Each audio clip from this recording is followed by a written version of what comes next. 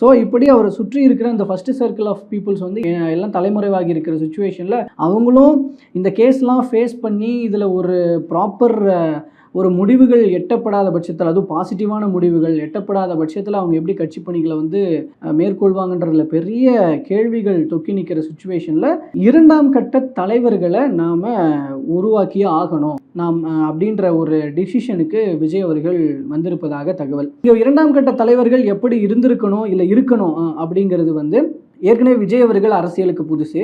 அவர் ஏற்கனவே நிறைய மக்கள் பணிகள்லாம் நிறைய விஷயங்கள் செஞ்சிருந்தாலும் கூட அரசியல் அப்படின்னு முழுதாக அரசியல் அப்படின்னு வரும்போது அவர் புதுசு. ஸோ அந்த இரண்டாம் கட்ட தலைவர்கள் அவருக்கு கொஞ்சம் வழிகாட்டக்கூடிய வகையில் இருக்கணும், எக்ஸ்பீரியன்ஸ்டு பர்சன்ஸாக இருக்கணும்.